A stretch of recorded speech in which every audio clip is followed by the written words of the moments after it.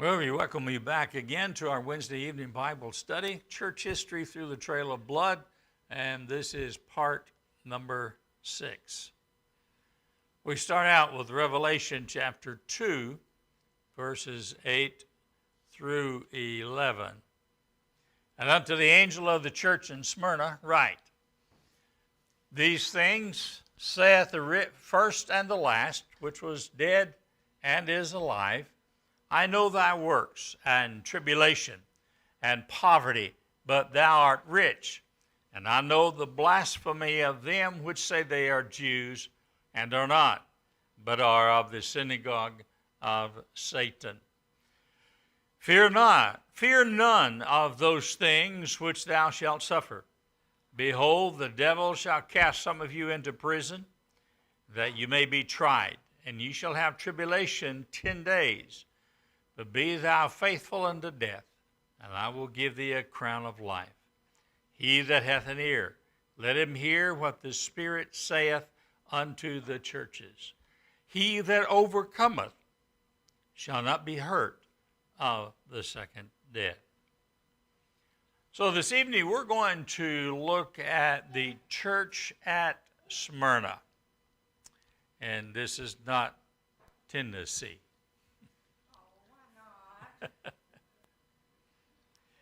I had someone to tell me for last Wednesday. He said, "You might ought to stress that that wasn't Smyrna, Tennessee."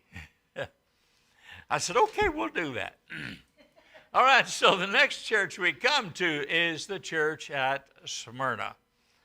The church at Smyrna represents the time frame from approximately 100 AD to the beginning of the 4th century. During this time, the church underwent intense persecution at the hands of the Roman government. We can see from verse 9 of chapter 2 that this church was in tribulation and extreme poverty.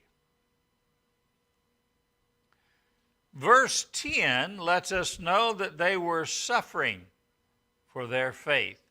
And Jesus tells them that they will be cast into prison and tribulation 10 days. During the time in history that this church represents, there were 10 waves of persecution under 10 different Roman emperors, which ended in the year 313 AD, when Constantine merged the church with the Roman government.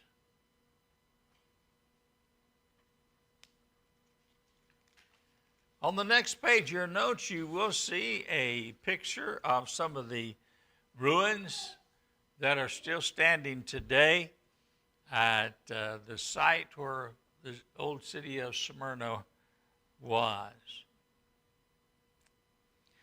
35 miles to the north of Ephesus is the port city of Smyrna, a city founded by the Hittites dating back to 2000 BC. The Greeks, sea peoples, conquered the land about 1100 BC. The city was part of the Ionian League of Greek city-states. The city was completely destroyed in 600 BC by the Lydian king Alyattes II. The city was rebuilt by Alexander and his generals Lysimachus about 300 BC. Took 300 years to get it built back up. The city was conquered then by the Romans. And in 193 BC, a temple was erected to the deity of Rome. The temples of Zeus and Cybele were linked by a mall said to surpass all others. Smyrna was a wealthy port city, which the flow of trade entering and leaving Asia Minor utilized.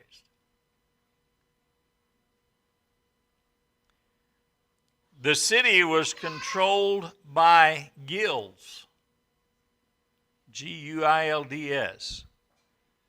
Those refusing to join or denied membership would be unable to enter into commerce.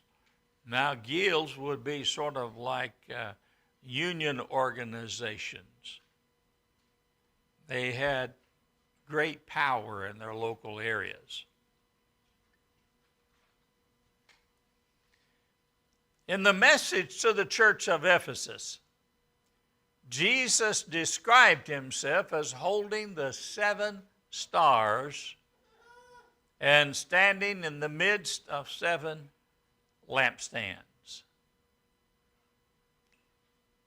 Here, referring back to the first chapter of Revelation, Christ describes his nature and character. Now, the 7 stars would be the 7 pastors, and the 7 lampstands or candlesticks would be the 7 churches of Asia that we're looking at. Later on, or during these letters, you'll note that Jesus says, "And unto the angel at the city," right. The angel would be the pastor. In the message to the church at Ephesus, I said that. To those in Smyrna looking at the horrors of death, horrors,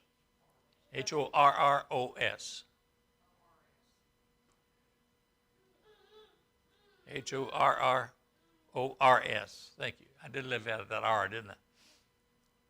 A lot of O's, a lot of R's. Yeah, yes it is.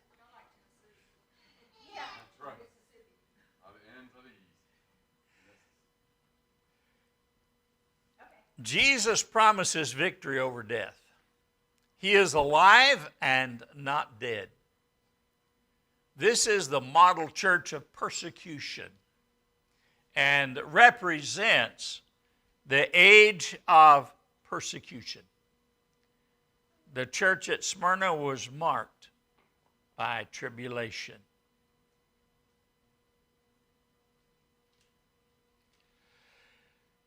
The guilds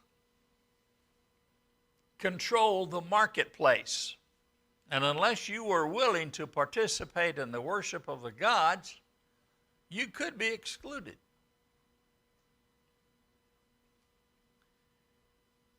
Buying or selling.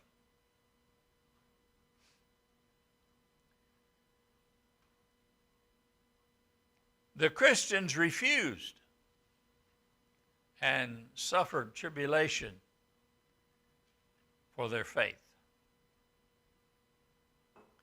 One of the most famous martyrs of Smyrna is Polycarp. Polycarp. He died in 156 AD. He was the bishop, or he was the pastor of Smyrna, who died at the age of 86, refusing to deny Christ. And there you see a picture rendition, or a drawing rendition rather, of Polycarp.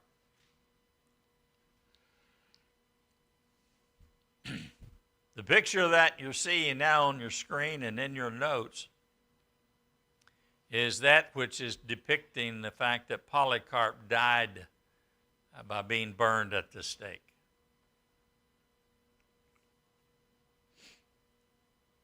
Word poverty. The word used does not mean the word used does not just mean poor, but abject poverty. The Greek word, ptera, means beggary, being destitute of riches or abundance. The Christians of Smyrna faced persecution and lost their businesses and possessions because of faith in Christ. The Jews of Smyrna were extremely hostile to the Christians of the city.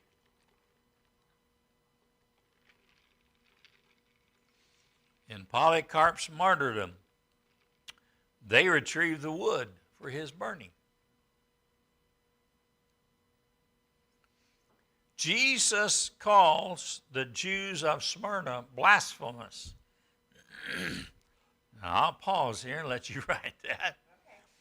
B-L-A-S-P-H-E-M-O-U-S. The PH has an F sound. Blasphemous. Not only because of the persecution of the Christians, but also for their ungodly alliance with the pagans of Smyrna. The synagogue of Satan. The synagogue of Smyrna was in league with Greek gods of Smyrna in opposition to the Christians. God allowed Satan to test his church. During this period, the church grew like never before.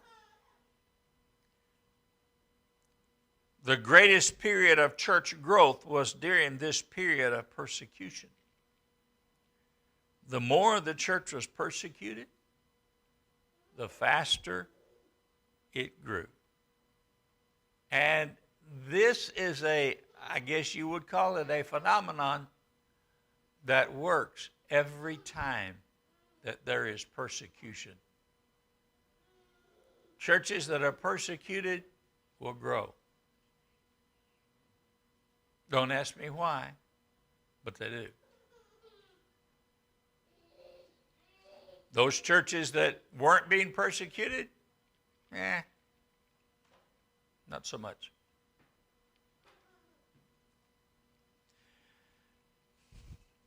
The period of persecution was to last for a specified period.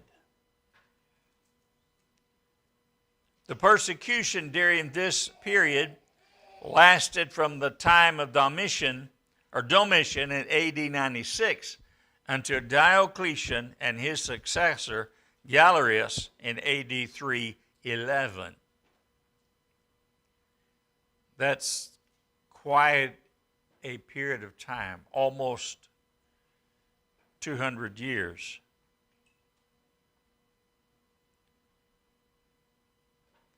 Depending on when counting begins, 10 or 11 periods of persecution can be located during this period.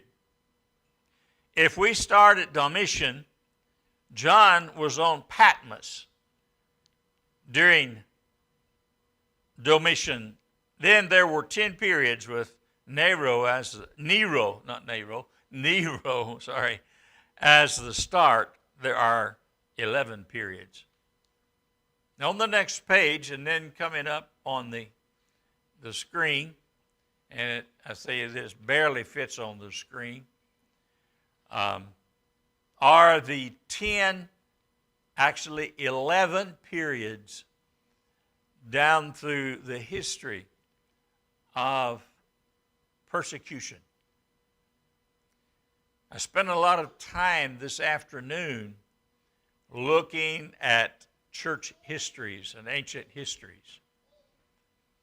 And I'll tell you right now, the next part number 7, we're going to be looking at some of those who were martyred. And I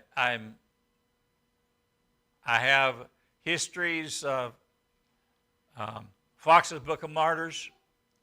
There is Martyr's Mirror, and so many different ones. And so I'll be pulling from those and giving an overall view, an overview of how the persecution went during these years. Believe it or not, the persecution actually started with Stephen. Stephen was the first. Actually, many historians count Jesus as being the first. But Stephen was actually the first to be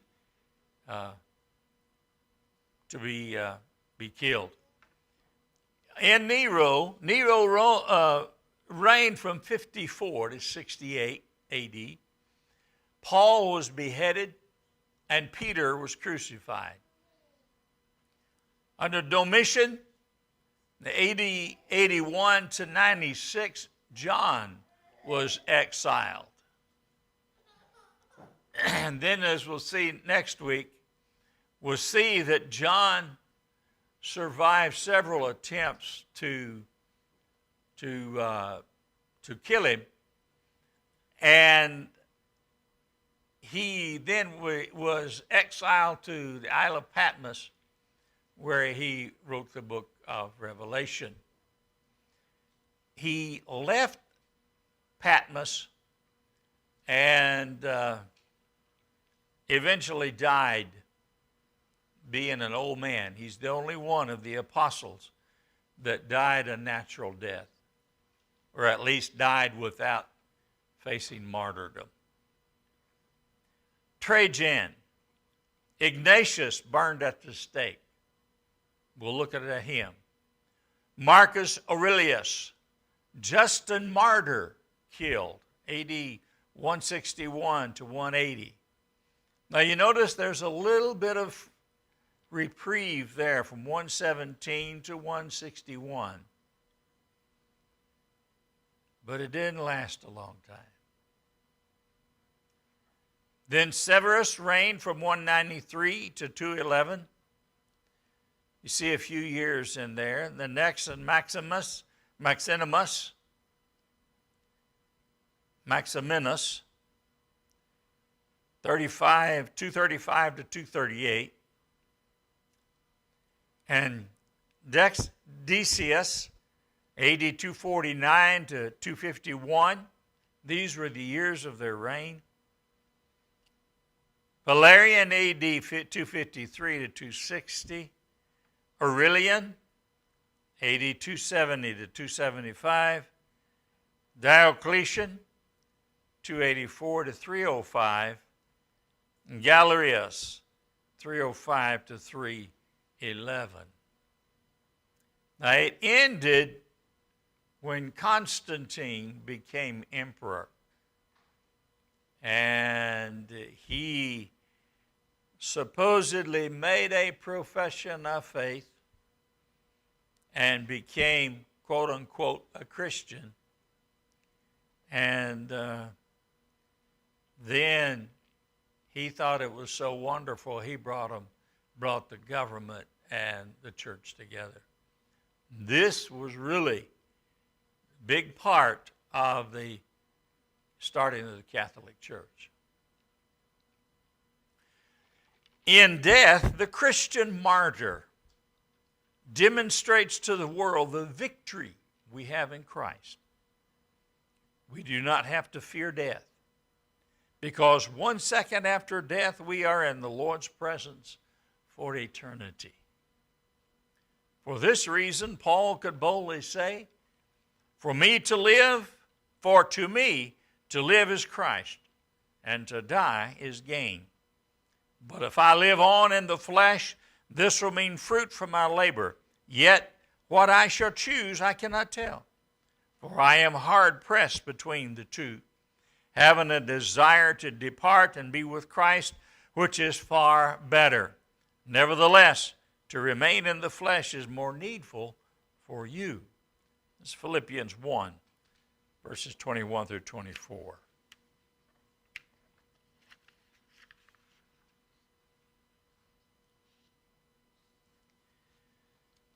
Polycarp, we look at some of the martyrs. These are only 3 of them that we're going to look at by name. And the next part, we're going to see quite a few more of them.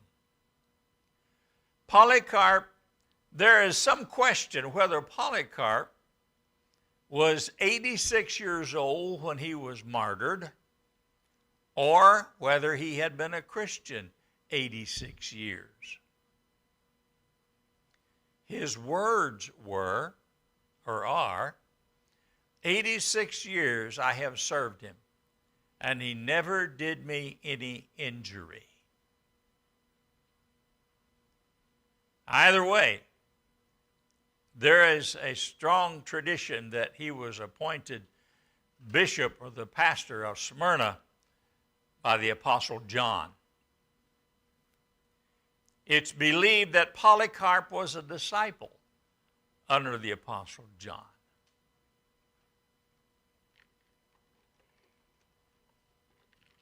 We'll look a little bit more about him in the next part also. Ignatius of Antioch.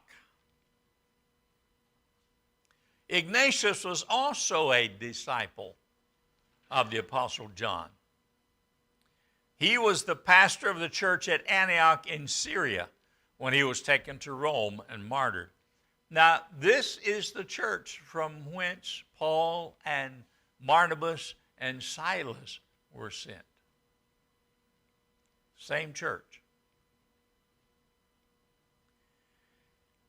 Some sources say he was burned at the stake like Polycarp, while others say he was killed by wild beasts in the Roman Colosseum.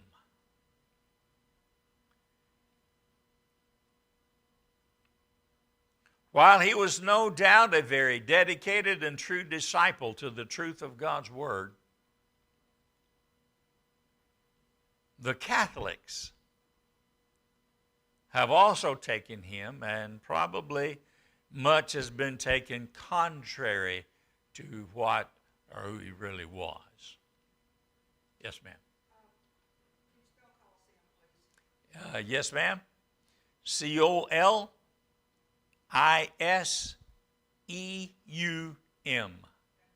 also, there is a Catholic church in Antioch, and it's St. Ignatius. Yeah, I'm not surprised. Yeah. Yes, yeah, you're right. That wasn't the church that he was a pastor of, though. Absolutely. That's one reason why he was killed. So if you read a lot of the Catholic tradition, you will see much things about Ignatius. And they call him Saint Ignatius. But yeah, he was a saint, all right, but not like they were calling him.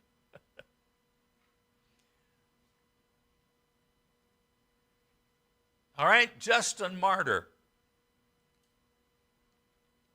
Not sure how he wound up with a last name like that, but it's sort of prophetic as what would happen to him also. Justin Martyr, according to the sources of my research, Justin Martyr was not a pastor of any church. He was born of pagan parents in a Jewish environment. He was supposedly saved near Ephesus. He was an apologist, a defender of the truth. You've heard the word apologetics. All right, that is the how would I describe it? That would be the actual defending religion, I guess you would say, the actual act of the defense of religion. So an apologist is one who will defend something. But Also look at them as being debaters. They were debaters. there could be, yes. Yes. We don't look on people today as being apologists, but many pastors are.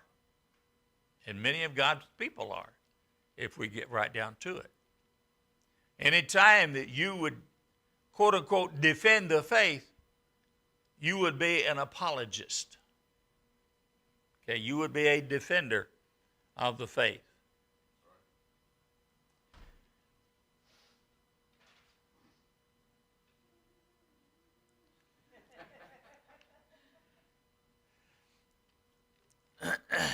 He was a teacher and a writer. He founded a school in Rome to teach Christianity. Now, of course, because of this, he was martyred. Man, to put it right under the nose of the emperor. He was asking for trouble, wasn't he? Yes, he was bold. I'm sure he didn't think about that when he went there. Because as you can tell where he was born, he was not a native of Rome. But he moved there willingly and started a school. And in the process, we'll see more about this next week. In the process, he became a great defender of Christianity, and of course that threw a spotlight on him. Roman persecution. Using the best methods possible. The best evidence indicates at least 6 million Christians were martyred over 250 years. At most, 18 million martyrs over 250 years. And at mid-range, about 12 million martyrs from AD 64 to 313, over 250 years. What's the reason for the humongous range? Just inaccurate numbers? Basically inaccurate records. Lack of accurate records? Or a lack of accurate records, yes. If you read very much of history,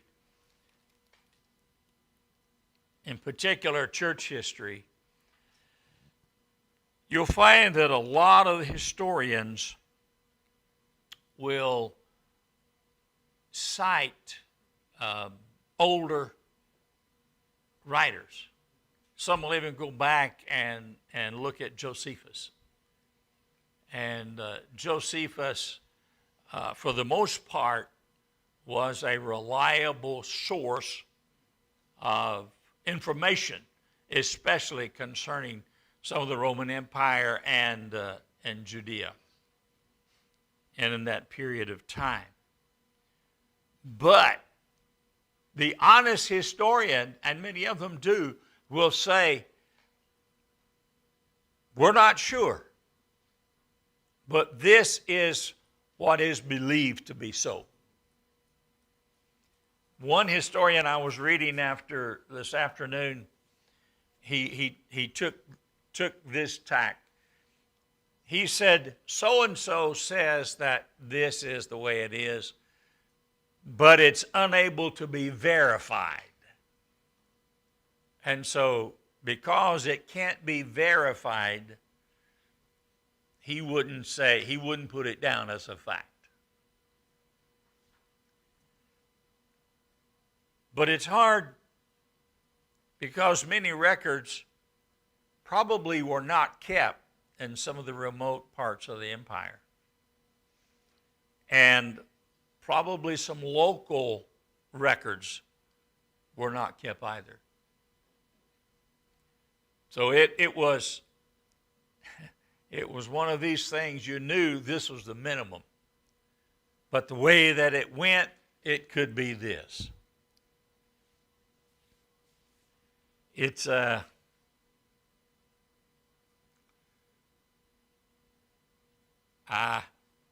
matter of best guesstimate, I guess. Yes. So what you're saying is it was not an exact science. It was not an exact science, no. No.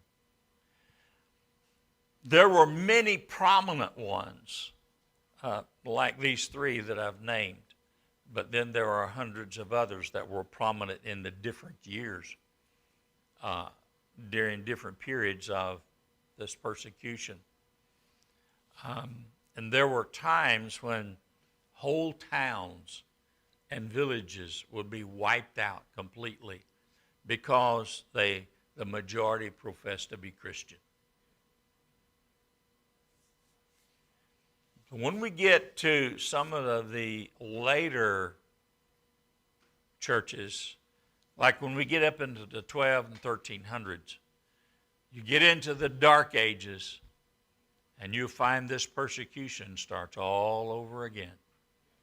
However, it's the Catholic Church that is behind the persecution then.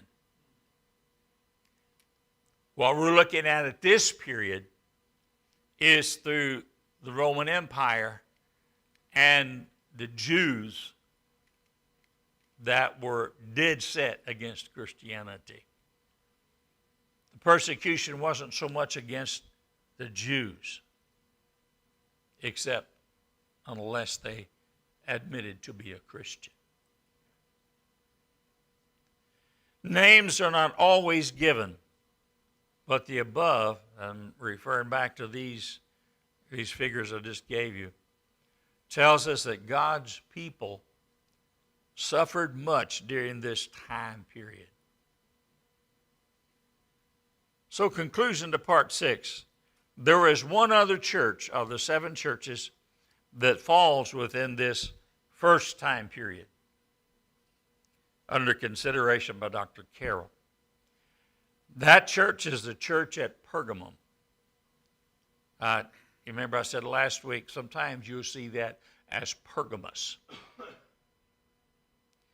But before we consider that church, I want us to take a look next week at some of those who gave their lives for the Lord during this time period. And basically where I'm talking about is from 100, actually before 100, up to at least 313. And you'll find that so many, we see all the red dots here, so many were already being persecuted, even in France, even in England. We don't think too much about those places being in existence in the early days of that, but they were. The persecution went all through the empire. Some regions were worse than others. And then some, at one point, when the empire was divided between 2 emperors, the East and West, and I've forgotten their names now. I've been struggling with these Greek names and Italian names all afternoon. One of them was very lenient to Christians. The other was a naturally hard person. So while one region had it pretty easy and life wasn't too bad, on the other side of the region and the next region, it was terrible. And there are isolated pockets sometimes, depending on local rulers, where globally or nationally, as far as Rome was concerned, there wasn't a lot of persecution being pushed. But in pockets, in some areas, where you had some governors or rulers that wanted to blame something and get away with it. They would cause something to happen and then blame the Christians. And that is repeated over and over and over again. Nero is actually probably one of the first that did that. He was accused, and rightfully so, of setting fire to Rome. Well, when it began to come out that he was the one, he blamed it on the Christians. And then a wholesale slaughter started. Not a pretty time to live. Even in France, Britain, Africa, India, persecution. Wherever there were Christians, there was persecution. Didn't make any difference where it was. What we'll also look at next week is when and where the apostles are believed to have been martyred.